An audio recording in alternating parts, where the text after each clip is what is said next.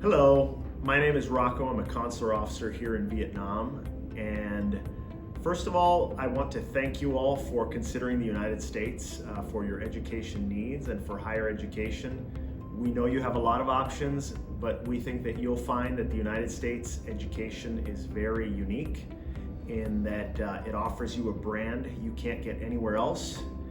It offers you access to some of the best scholarship in the world, and it offers you a chance to share your culture with the American people, perhaps in some lesser known cities throughout the United States, which you can do since there are 4,000 schools in the country. So I'm confident that if you choose to pursue your education in the United States, you'll discover all that and be great ambassadors for Vietnam and for Vietnamese culture.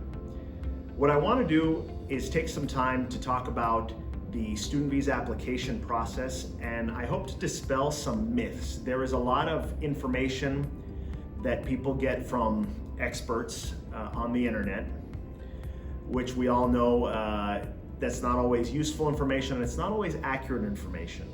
So what I want to do today is go through the student visa application process and hopefully dispel any myths and any bad information that's out there and show you that it's really not an intimidating process. I have interviewed hundreds of students here in Vietnam, thousands worldwide. All the officers that I work with are highly trained and highly skilled and very professional. And we want to make your student visa application process very smooth, very fair, and not mystical. We hope that we want to make you very relaxed during that process. So I want to talk a little bit about it now. There are some tips that you should follow when applying for a student visa.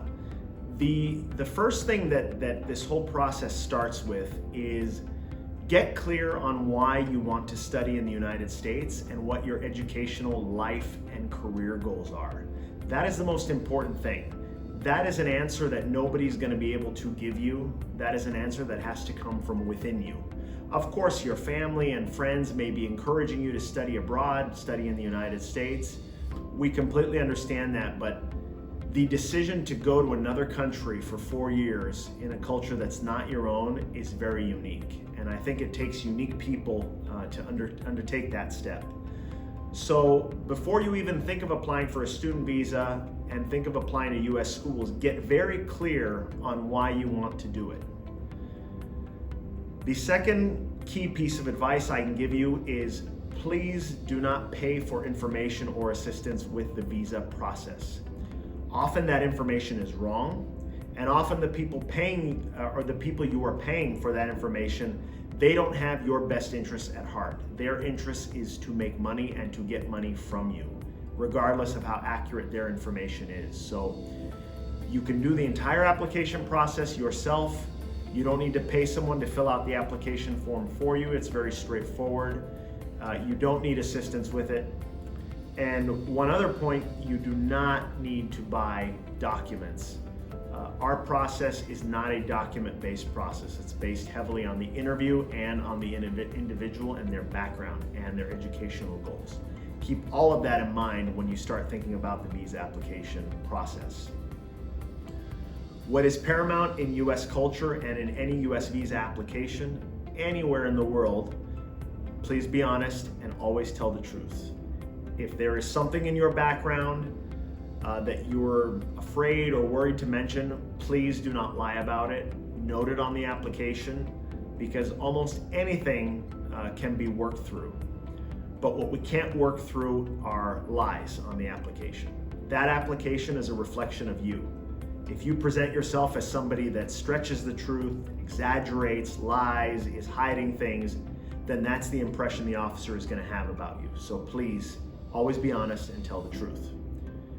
Another myth that I want to address is the belief that the student visa process is a lottery system.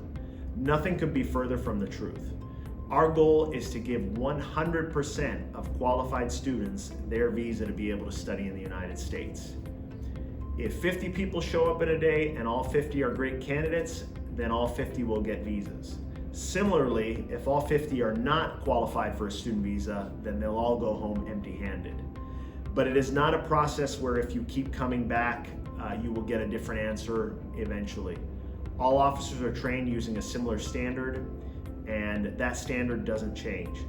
So please don't think that it's a lottery system, because it's not. One final point I want to close out with: please do your research. Do your research on the schools, on why you want a U.S. education, and then tell us about it.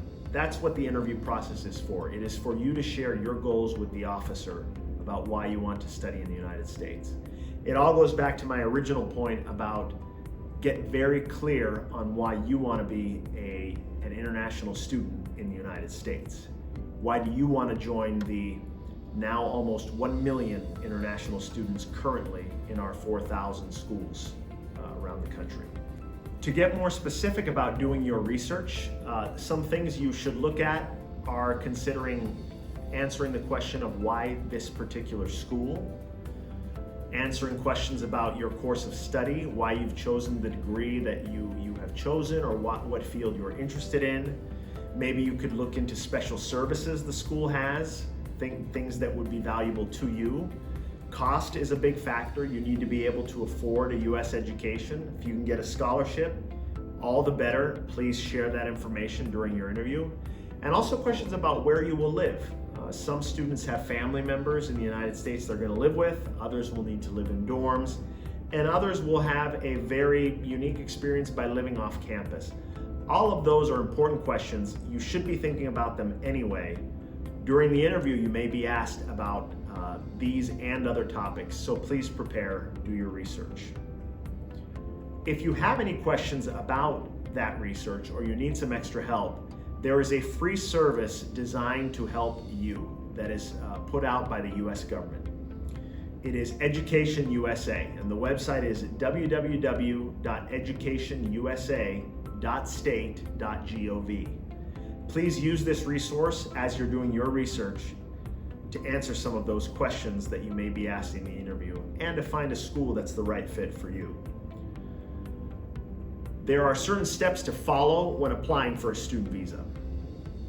First, you want to find a school that meets your educational goals. This is paramount. This goes back to my original point about getting clear on why you want to be an international student in the United States. The second step, you need to apply for admission to that school.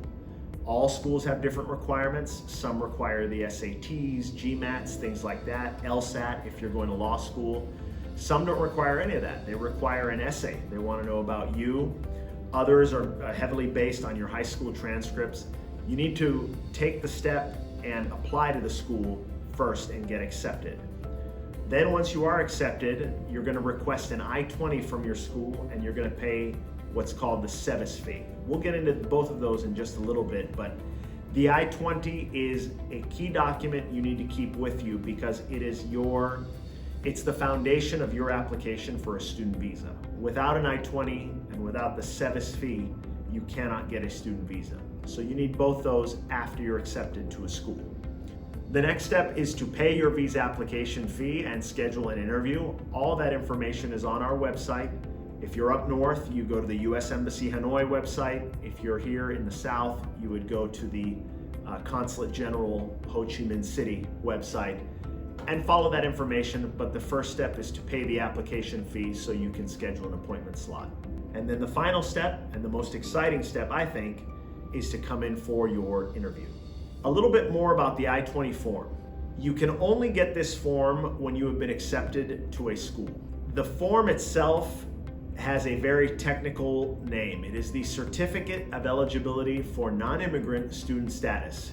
That is a fancy way of saying that you can't get a student visa without this form.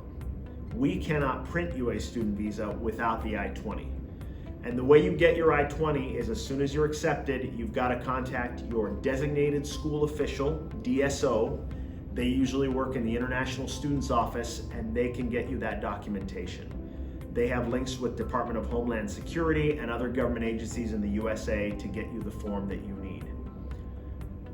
And just as I said, the form is required at the time of interview.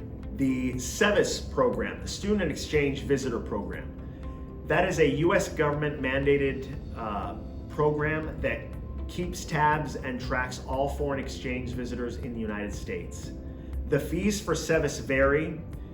But it's yet another thing that we cannot issue or we cannot move forward with a student visa until that is paid. Now, I want to caution you, going back to not paying people for information outside of this process.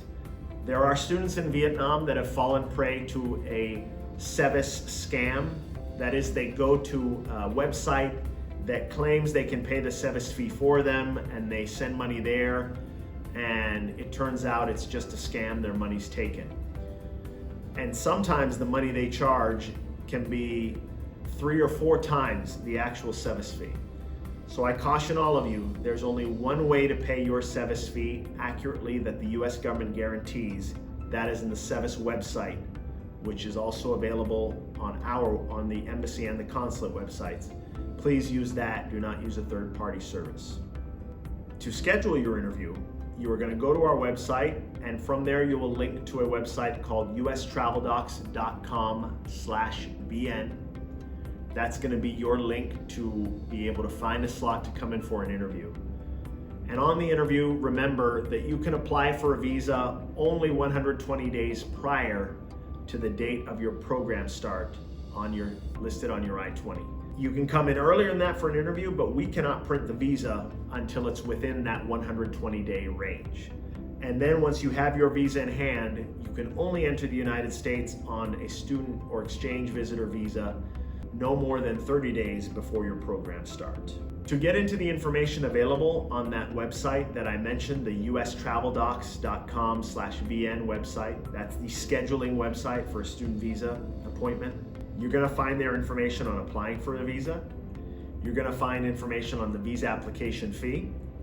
And that fee, it is not a fee that you get refunded if you are refused a visa. That fee covers the infrastructure around bringing you in for an interview. Okay, so it covers your appointment, it covers access to the call center for inquiries and assistance, it covers passport delivery service for approved visa, it covers the local staff that process you when you come in, it covers the guards that process you when you come into the consulate or the embassy, and it also covers the time spent in the interview. So it is not a fee really for the visa.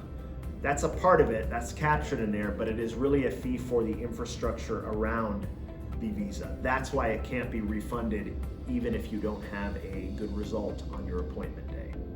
There are some ways you can prepare for the interview that we recommend. The first is to just follow the instructions both on the ustraveldocs.com application site and on the consulate or embassy website. You're going to need to complete your DS-160. That is your visa application form. You're going to need to pay the fee, and you'll need to make an appointment. Those are the first 3 steps. Then you'll need an original I-20 from your school. We can't take copies, we can't take digital versions. It must be an original I-20. You're going to need to carry that with you throughout your time as a student in the United States. You're going to need to register with SEVIS and pay the SEVIS fee. Remember to bring that receipt at the time of interview. You may be asked for it. And then if you would like, you can prepare documents. We are not a document-based process. We don't restrict you from bringing things in, but do not be surprised if the interviewing officer doesn't look at any of your documents. We often have students bring in very thick folders full of education documents, bank documents, scholarship information, all that. The officer may not look at any of it. We are not a document-based process when it comes to visas. We are heavily based on you as an individual, your story, and your educational goals. Please keep that in mind. Documents are not necessary, but if they make you comfortable, if they put you at ease, you're welcome to bring them. As far as the interview process, we're going to break that down a little bit now. There are some tips for the interview and having a successful day and being relaxed. I think being relaxed is important. If you seem uneasy, sometimes that can signal that maybe it's unease due to something in your application. Maybe you just don't really want to be an international student. It's best that you just come very relaxed, and there are some ways that you can do that. First of all is come in on time. Don't come hours early because you won't be allowed to enter and you're just going to be hanging out outside the facility. But follow the instructions and show up on the time that's specified. You're going to go through security, and in that process you will not have the ability to bring in any electronics or of course not a cell phone. So be prepared to leave those behind. Don't have anything that you might need on electronic devices. You'll next have your documents checked by our local staff to make sure everything is in order. If you have any issues at that point, you'll be turned around and asked to go and could be get new information, update your photograph because it doesn't meet specifications, register to have your passport and visa delivered if you're successful. It could be any number of reasons. This is the point in the process where that will occur. The next step is to have your fingerprints captured. That may happen by the officer that's interviewing you, or it may be another station where you have to stop and have your 4 fingerprints taken, including your thumbs, before moving on for the interview. Then the next part is to just wait. This is usually the most nerve-wracking because you don't know what to expect. A lot is riding on this appointment. So your nervousness is understandable, but really not necessary. And the final part, of course, once you're called, is to interview. This goes back to the part about share what knowledge you have about your school. But I will caution you, you are not talking to a robot when you're interviewing for a student visa. Therefore, we do not want to talk to robots. You will not have success if you give us a memorized speech. And a lot of students, because they get bad information, as I said in the very first slide, paying for information that's not good, they think they need to memorize a speech. You will quickly be stopped if you only give a memorized speech. The officer will see if you have done anything beyond memorization. Do you actually know anything about your school, your course of study? If you don't, or you launch into more memorized speeches, you're probably not going to have a successful day. I don't recommend it. I recommend get clear on why you want to study in the USA. That answer comes from inside you. That comes from your heart. That's an answer that you don't need to memorize. You should just know it when asked. More on the interview. Some ways that you can show you are a qualified student. So the first thing I will say, it does not depend on documents. There is no document you can show us. Maybe the I-20 because that's required to get the visa. But apart from that, there is no document you can present that can influence the decision one way or another. So it is not dependent on documents. It's dependent on you. Be prepared to discuss your educational background. Be prepared to show that or explain why your family has the finances to pay for your proposed study. If you have a scholarship, that would be the time to bring it up. If it's not listed on your I-20, try to go back to your designated school official, your DSO, and have them listed on there. The next part is to be able to talk about your intention to complete the entire course of study. Why do you want to pursue this major? What do you want to do? What are your career aspirations? And then a key part is to be able to explain your plans to leave the United States when you complete your course of study. Getting a student visa is not a path to immigrate to the United States. That may happen, there are ways to do it, but if that is your goal, that will be detected almost immediately in the interview and you will not be successful. This is not a path to immigration in the United States. This is a path for you to get the best education you can, get a top flight international education in the United States, learn about America, Americans and American culture, share about Vietnamese culture and yourself, and then how are you going to come back to Vietnam and contribute to your neighborhood, your city, your province, your state, your country.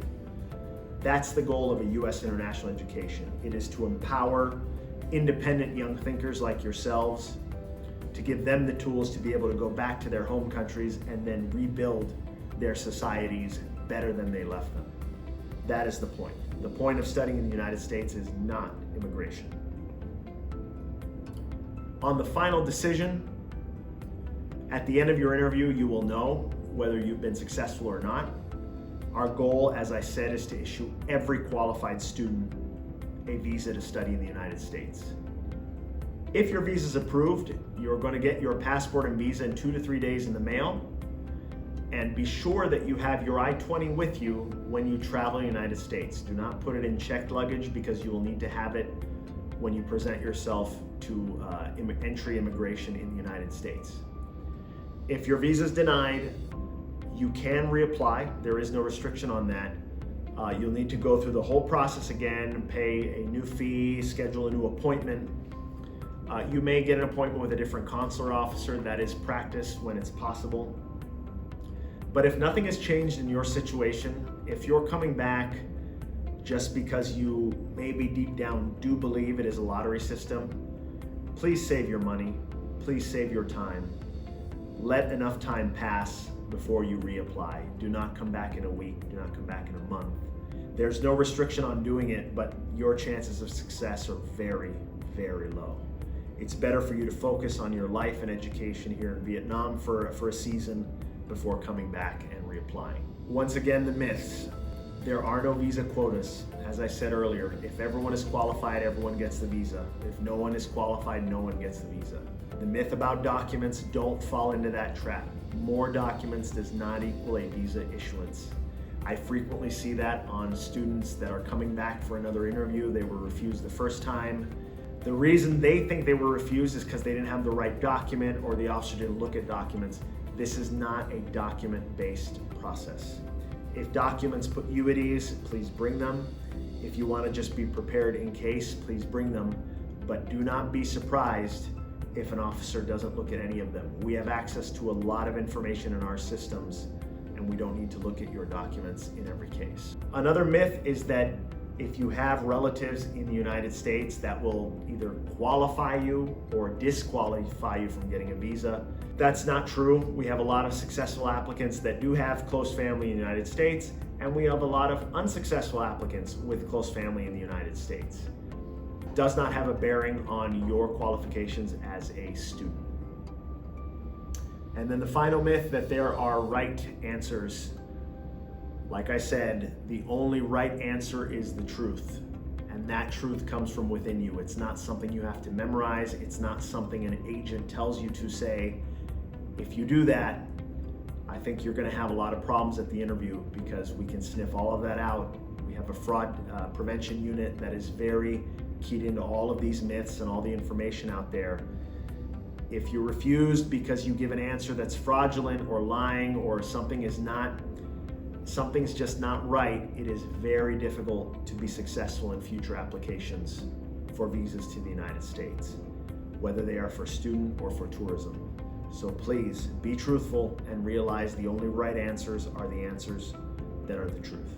There are a list of resources you can go to that will continue to give you information about applying for a student visa. Our State Department website, the US Travel Docs website, we covered those. EducationUSA, that is the free US government service to help you find the right school for you. The SEVIS website, which is the only website you can use to pay that fee accurately to the US government. Don't go to any third-party service. I don't recommend it. And the email that you can send to SEVIS to check on your SEVIS status. That concludes the presentation. And so I would like to say thank you once again. I hope that I've helped clear out some of the myths that you all have about student visas and the student visa application process. And I hope to see you all at the window soon. Please say hi if you do. Please reference that you saw this video. It was very helpful. And thank you very much.